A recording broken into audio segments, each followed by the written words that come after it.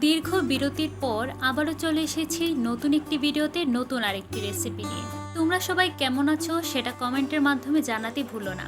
আজ তোমাদের সাথে ভিডিওটি শেয়ার করার জন্য গতকাল রাতে আমি চালটা ভিজিয়ে রেখেছিলাম। তো এই পর্যায়ে আমি চাল থেকে জলটা আলাদা করে নিব এবং চালটাকে ভালো মতো ধুয়ে নেব। বরাবরের মতোই রান্না করতে আমার ভীষণ ভালো লাগে, কিন্তু সেই রান্নাটা যদি তোমাদের সাথে শেয়ার করা যায় তাহলে তো আমার আরও বেশি ভালো লাগে। না না, এটা কিন্তু আমার কথা নয়, এটা হচ্ছে আমার মায়ের কথা। মায়ের ছোট ছোট কথাগুলো আমার ভয়েসের মাধ্যমে তোমাদের সামনে তুলে ধরার চেষ্টা করব। তো চলো এবার আমরা রান্নায় ফিরি। ভিডিওটি দেখেই তোমরা আগেই বুঝে গেছো যে চালটা আমরা ব্লেন্ড করে নিয়েছি, আর পেস্ট তো এর ঘনত্ব দেখেই তোমরা বুঝতে পেরেছো এটা কতটুকু পেস্ট হয়েছে। তো এরপর দিতে হবে পরিমাণ মতো জল, আর তাই দেরি না করে আমি ব্লেন্ডারে ধোয়া জলটাই দিয়ে দিলাম। এরপর একটি হাতা বা চামচের সাহায্যে ভালো মতো মিক্স করে নিতে হবে। এটা এমন করতে হবে যেন একটা ক্রিমি ভাব আসে, একদম পাতলাও হবে না আবার একদম ঘনও হবে না। তাই যতটুকু সম্ভব ভিডিওর মাধ্যমে তোমাদেরকে বোঝানোর চেষ্টা করছি, আশা করি তোমরা বুঝতে পেরেছো। তো এ পর্যায়ে যখন একদম ভালো মতো মেশানো হয়ে যাবে তখন দিয়ে দিচ্ছি পরিমাণ মতো লবণ। তো এটা তোমরা আন্দাজ মতোই দিয়ে দিবে। তো এরপর আবারও একটি হাতার সাহায্যে বা চামচের সাহায্যে মিক্স করে আলাদা রেখে দিলাম। এরপর দেখতেই পেরেছো একটি লোহার কড়াই নিয়ে নিয়েছি, আর এই রেসিপিতে কিন্তু লোহার কড়াইটাই লাগবে। এরপর দিয়ে দিয়েছি পরিমাণ মতো তেল, শুধুমাত্র একটু ভেজা ভেজা ভাব আনার জন্য। তারপর দিয়ে দিচ্ছি গোলাটা। এটা তোমরা যত বড় বা ছোট করতে চাও সেরকম অনুযায়ী দিলেই হবে, অথবা ছোট কাপ ইউজ করতে পারো এক্ষেত্রে। এরপর দেখতেই পেরেছো ঢাকনাটা দিয়ে আমি উপরে অল্প পরিমাণ জল দিয়ে দিয়েছি। তো একটু পরপর উঠিয়ে দেখছিলাম যে জলটা শুকিয়ে গেছে কিনা। যখন জলটা দেখবে হালকা হালকা রয়ে গেছে তখন একটি হাতার সাহায্যে এরকম করে তুলে নেবে। এটা কিন্তু উল্টাতেও লাগবে না। আপনাদের সুবিধার জন্য আবারও রেসিপিটি দেখে নিন।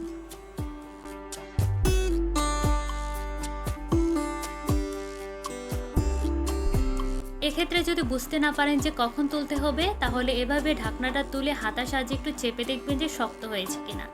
যখন দেখবেন আর গোলা ভাবটা নেই তখনই এরকম করে তুলে নিতে হবে। তো এভাবেই আপনারা বাসায় যে কোনো সময় এই রেসিপিটি তৈরি করে খেতে পারেন। এবার এই রেসিপির সাথে খাওয়া যায় এমন একটি চাটনি রান্না করব। তো সেই চাটনিটা হচ্ছে শুটকি চাটনি। তার জন্য আমি প্যানটা ভালো মতো গরম করে দিয়ে দিয়েছি সয়াবিন তেল। তারপর পরিমাণ মতো দিয়ে দিতে হবে পেঁয়াজ এবং রসুন কুচি।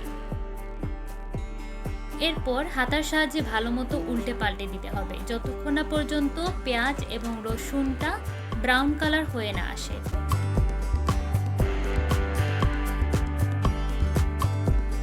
কিছুক্ষণ উল্টে পাল্টে দেওয়ার পর দেখতেই পারবেন যে এরকম ব্রাউন কালার হয়ে এসেছে। তারপর আমি হাতার সাহায্যে এক সাইড করে এরপর দিয়ে দিচ্ছি শুটকি মাছ। তো শুটকি মাছ দিয়ে দেওয়ার পর আচ্ছা, এখানে আমি 4টি শুটকি মাছ ইউজ করেছি। আর এই দেখো, মা এভাবেই এর থেকে কাঁটাটা বের করেন। তো অনেকেই আছে কাঁটা সহ এই চাটনিটা করে থাকে। তো আমি বলবো যে তোমরা এরকম পদ্ধতি অবলম্বন করে শুটকি মাছের কাঁটাটা তুলে নিতে পারো। মায়ের এই রান্নাটা আমার বেশ ভালো লাগে, কারণ এই কাঁটা তোলার পদ্ধতি অনেকেই জানেন আবার অনেকেই জানেন না। তার জন্যই আজকে আপনাদেরকে দেখিয়ে দিলাম। আর আমার ভিডিওর ভয়েসে অনেক সময় আপনাদের বা তোমরা হয়ে আসছে, তার জন্য অবশ্যই আমাকে ক্ষমা করে দিবেন। একটানা কথা বলছি তো তার জন্য একটু পেচ লেগে যাচ্ছে। তো দেখতেই পাচ্ছেন ভালো মতো আমি কাঁটাটা তুলে নিয়েছি। এরপর একটি হাতার সাহায্যে ভালো মতো করে এরকম মিক্স করে নিতে হবে। মিক্স করে নেওয়ার পর এভাবে দিয়ে দিচ্ছি পরিমাণ মতো লবণ, দিয়ে দিতে হবে পরিমাণ মতো হলুদের গুঁড়ো কালারটা আসার জন্য। এরপর দিয়ে দিতে হবে পরিমাণ মতো মরিচের গুঁড়ো এবং কাঁচা লঙ্কা দিয়েছি আমি। তো যারা একটু ঝাল বেশি পছন্দ করেন খেতে তারা এরকম দিতে পারেন, অবশ্য এক্ষেত্রে আপনারা কম বেশি করে নিতে পারেন। আচ্ছা, চাইলে চিনিও দিতে পারেন। তো এই তো রেডি হয়ে গেল চাটনি। তো এবার পরিবেশন করুন চাটনি এবং এই রেসিপিটি। মায়ের হাতের এই খোলা পিঠার সাথে শুটকির চাটনি জমজমাট হয়ে যায়। বিশেষ করে যারা একটু ঝাল খেতে পছন্দ করে তাদের জন্য তো খুবই অসাধারণ একটি রেসিপি। তো এই রেসিপিটি আপনাদের কেমন লাগলো অবশ্যই আমাদের জানাতে ভুলবেন না।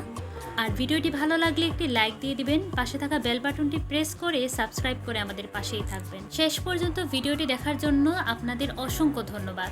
পরবর্তী ভিডিও দেখার আমন্ত্রণ রইল।